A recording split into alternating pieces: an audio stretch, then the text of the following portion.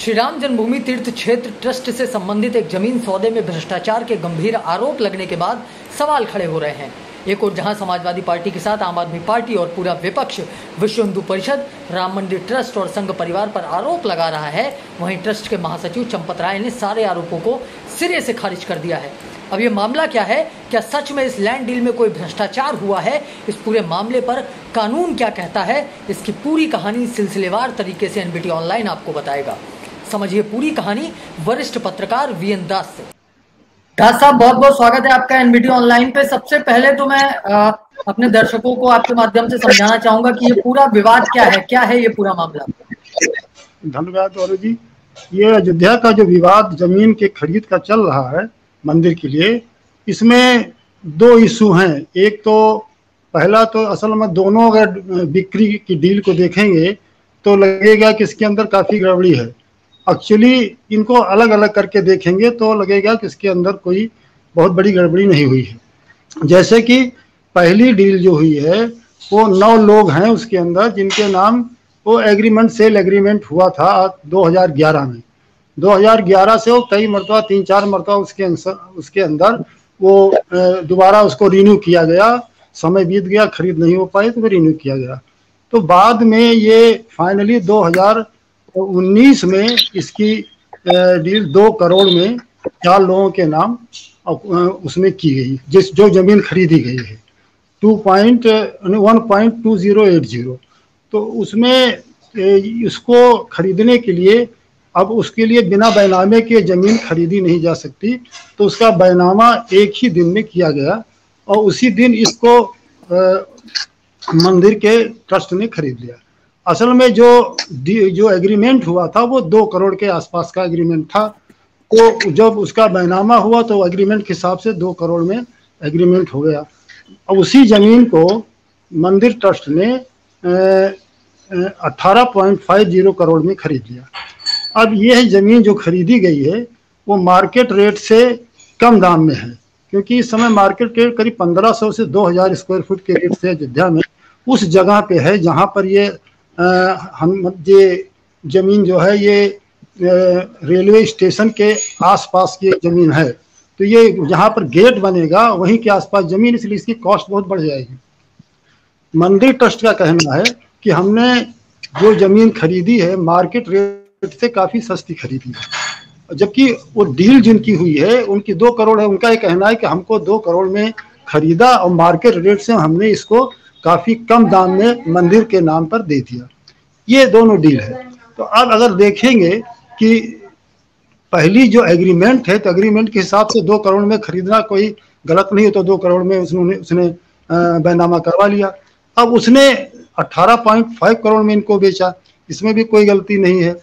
सवाल ये उठता है कि ये विवाद का मामला उठा कैसे? विवाद का मामला इसलिए उठा कि जो दोनों रजिस्ट्री है, जो एग्रीमेंट है, उसको देखने से ये लगता है कि बहुत जल्दबाजी में एक ही दिन में कोई इसके पीछे मतलब खेल हुआ है, तभी ये इस तरीके से खरीदा गया।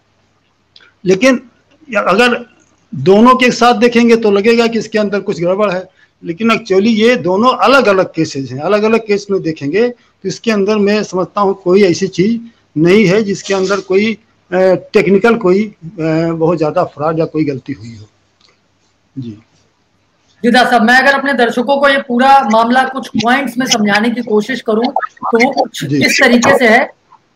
इस जमीन का जो मालिकाना हक था वो कुसुम पाठक के पास था।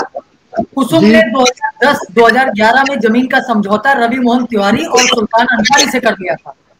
19 सितंबर 2019 को एक कागजी समझौता हुआ और इस जमीन की कीमत 2 करोड़ रुपए तय हुई। कागजी समझौते के 10 साल के बाद यानी 18 मार्च 2021 को 2010-11 में पहला समझौता होता है और ये 2021 की बात है। ठीक 10 साल के बाद 18 मार्च 2021 को ये पूरी लैंड डील फाइनल हुई। एग्रीमेंट के हिसाब से कुसुम को सुल्तान अंसारी और जो अन्य लोग थे उस एग्रीमेंट में उनसे 50 लाख रुपए एडवांस मिले।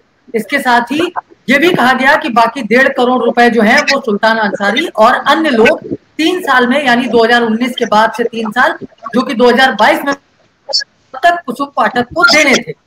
19 सितंबर 2019 को एग्रीमेंट के साथ एडवांस भी लिया जा चुका था इसलिए कुसुम के लिए 18 मार्च 2021 को पुराने रेट पर उस जमीन को बेचना एक मजबूरी थी। जी, ये बिल्कुल सही है जी।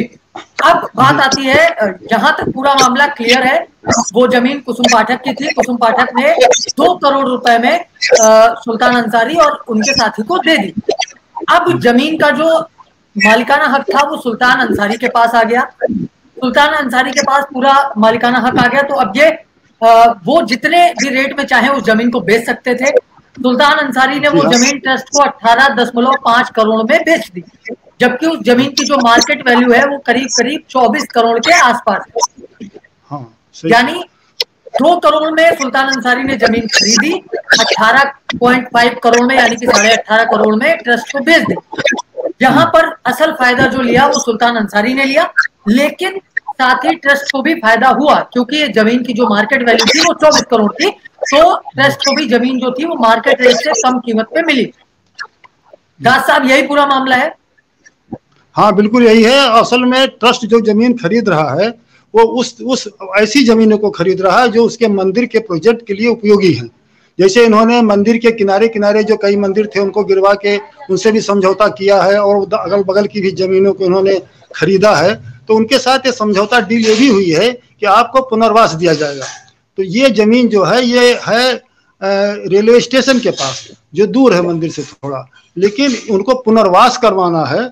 जिन मंदिर या आश्रम धर्मशालाएं जो इन्होंने कैप्चर किया है, तो उसकी जगह पे उसके एवज में इस कॉस्टली स्थान पे उनको जमीन देना है पुनर्वास के लिए, इसलिए इस जमीन को खरीदा है, ये भी उनका कहना है। और दूसरी बात, हमको ये लगता है कि इसके पीछे ट्रस्ट को जमीन खरीदने की बहुत जल्दी मजबूरी थी कि जल्दी जल्दी खरीदें ताकि मंदिर निर्माण के कार्य में कोई बाधा ना आए। इसलिए उन्होंने उनका पूरा रोल इसके दोनों को मिलाकर उनसे बात करके 9 लोग जिनके नाम था उनसे भी कॉन्ट्रैक्ट करके किसी तरीके से सहमति बनाकर और इस जमीन को खरीदने के लिए ये तैयारी की है।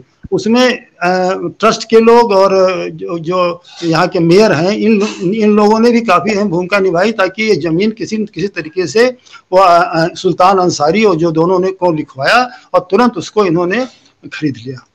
इस पूरे मामले पर एक नाम बहुत चर्चा में है, वो है सुल्तान अंसारी का।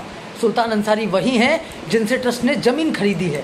तो आइए सुनते हैं कि सुल्तान अंसारी का इस पूरे मामले पर क्या कहना है। इसमें हम यही कहना चाहते हैं, जो माननीय पवन पांडे तेजनारायण पांडे मंत्री जी ने जो आरोप लगाया है और संजय सिंह ने जो आरोप लगाया है, ये बिल्कुल ही गलत है। क्योंकि उन्होंने ये आरोप लगाया है कि ये ज़मीन जो है 5 ही मिनट में जो है 2 करोड़ रुपये से 18.5 करोड़ रुपये हो गई। पहली बात तो ये है कि 2 करोड़ से 18.5 करोड़ रुपये 5 मिनट में कोई ज़मीन हो नहीं सकती है, पहली बात तो ये। दूसरी चीज़, जैसे जो मेरा एग्रीमेंट था सन 2011 से ही हम लोग का ये एग्रीमेंट चलता चला आ रहा है, ठीक है। उसको लगातार 4 बार उसको रिन्यूअल कराया गया, ठीक है। और तब से हमारा जो है जो राम जन्मभूमि ट्रस्ट से, क्योंकि हम लोग वहाँ रामकोट मोहल्ले में रहते हैं, भगवान श्री राम जी से हम लोगों की आस्था है। चूँकि ये हमारी ज़मीन बहुत ही बेशकीमती थी, कम से कम 50 करोड़ रुपये की ज़मीन थी, और ये सबकी आस्था को देखते हम लोगों की भी उसमें आस्था है, तो इसको देखते हुए हम लोगों ने राम जन्मभूमि ट्रस्ट को 18.5 करोड़ में उसको हम लोगों ने सौदा किया। और अगर इसका क्योंकि 2 करोड़ में खरीदा और 18 करोड़ में उसको आपने बेचा, बहुत ज़्यादा रेट में बेचा, तो ये इस आरोप में क्या कहेंगे? सन 2011 में पहली बात तो हमने ये ज़मीन एग्रीमेंट कराया था, और 2011 से 2021 का जो ये अंतराल है, इसमें 11 साल हो गए हैं। राम मंदिर का फैसला इससे पहले नहीं आया था। अयोध्या में ज़मीनों की कीमत बहुत ही कम थी। राम मंदिर का फैसला आने के बाद जिस जगह पे वो ज़मीन है, वो ज़मीन अगर आज के सरकारी सर्किल रेट के हिसाब से देखी जाए तो 24-25 लाख रुपये की ज़मीन है, 25 करोड़ रुपये की ज़मीन है ये, और हमने उसको 18.5 करोड़ रुपये में दिया है, तो सर्किल रेट से भी नीचे दिया है। अच्छा, कुछ विरोधी आपकी कुछ फोटोएं भी वायरल कर रहे हैं जिसमें आप अखिलेश यादव के साथ हैं, पवन पांडे के साथ हैं। तो किसी के साथ होना तो कोई जुर्म नहीं है ना, किसी के साथ भी कोई भी रह सकता है। हम समाजवादी पार्टी में पहले थे। अच्छा, ये आरोप एकदम गलत है? बिल्कुल गलत है, सरासर गलत है, और उसका साक्ष्य मेरे पास है। सारे साक्ष्य के साथ आपको प्रस्तुत मैं करता हूँ, अभी सब देता हूँ। अब एक लाइन में पूरा मामला समझिए। आपने कोई सामान 10 रुपए में खरीदा, अब उस सामान को खरीदने के बाद आप उसे 5 रुपए में बेचते हैं या 5 लाख में, यह आपका अधिकार है। यही बात लागू होती है इस लैंड डील में भी। तो अपने दिमाग में कोई भ्रम न पालें, क्योंकि कानूनी तौर पर कहीं कोई घोटाला नहीं हुआ है।